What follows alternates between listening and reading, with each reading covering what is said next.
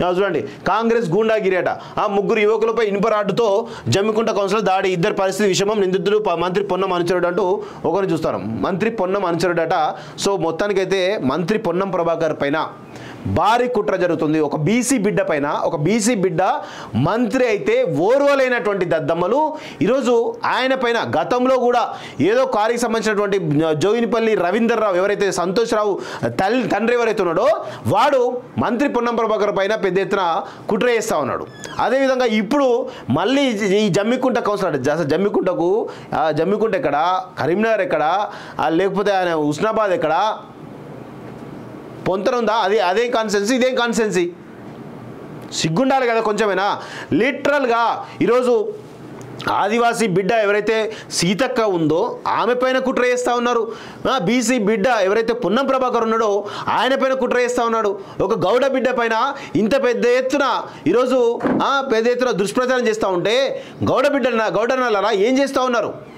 మీరు ఖండించొద్దా? వెళ్ళండి BRS party సన్నాసులను తరిమి కొట్టండి అని చెప్పేసి ఈరోజు కాలేజీ పిలిపిస్తూ ఉంది. మీరు అండగా నిలబడండి. మీ గౌడనలకు ఏకైక మంత్రి ఉన్నాడు, కనీసం మీ గౌడనలన కొంచెం ఆయనకు సపోర్ట్గా నిలిచి బీఆర్ఎస్ పార్టీ సంబంధించిన వాళ్ళను ఈరోజు తరిమి కొట్టాల్సిందిగా నేనైతే కోరుతా ఉన్నాను. నిజంగా కూడా అసలు ఆయనకు సంబంధం ఉందా లేదా? ఆయన ఎవరో అనుచరుడు కావచ్చు, వారు కొట్టిండా, ఆయన బీఆర్ఎస్ పార్టీ తెలియదు, ఏం తెలియదు. మొత్తానికైతే నిజంగా కూడా మరి ఆ భూమికి సంబంధించిన అంశాలు ఎవరికి కూడా బయటికి తెలియవు. ఆ కౌన్సిలర్ కాంగ్రెస్ కౌన్సిలర్ సర్పంచ్ అని చెప్తా ఉన్నారు. మరి దానికి పొన్నం ప్రభాకర్కి ఏం సంబంధం? ప్రతిదీ కూడా ఇదే అబద్ధాలు రాస్తూ ఈరోజు ఆదివాసీ మహిళా మంత్రి సీతక్క పైన దుష్ప్రచారం చేస్తూ ఉన్నారు. ఇదే పొన్నం ప్రభాకర్ బీసీ బిడ్డ ఆయన పైన దుష్ప్రచారం చేస్తూ ఉన్నారు. వీళ్ళంతా ఎవరు?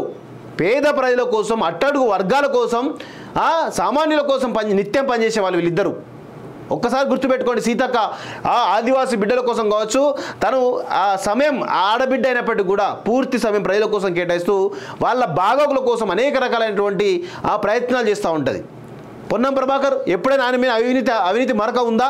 తెలంగాణ ఉద్యమంలో ప్రాణాలను సైతం ఈరోజు పణంగా పెట్టి తెలంగాణ రాష్ట్రాలను కీలక పాత్ర పోషించిండు. ఎప్పుడైనా ఆయన పైన ఒక అవినీతి మరక ఉందా?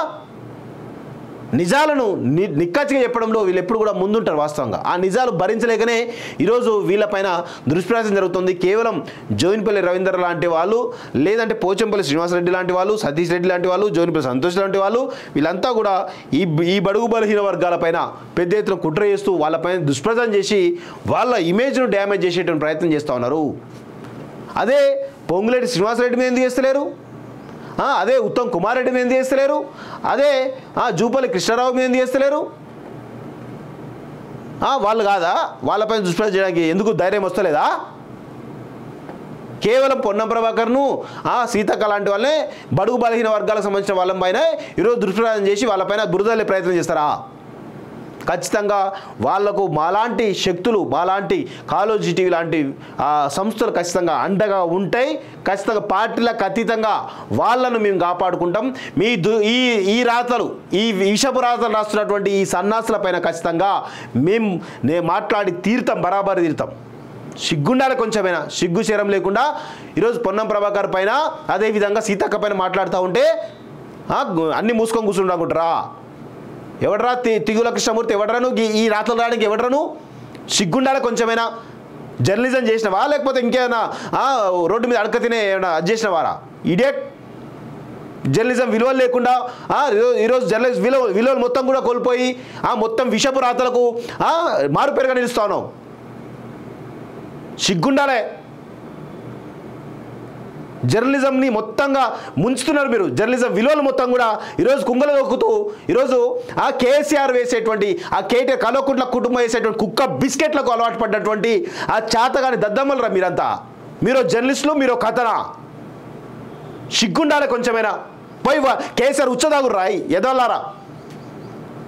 కేసీఆర్ ఉచ్చగొస్తుగా తాగుర్రి. కృష్ణమూర్తిగా పోయి తాగుపో, కేసీఆర్ ఉచ్చ తాగుపో రోజు. అదే చేస్తున్నట్టు, అందుకే ఈ రోతరాత రాస్తున్నావు.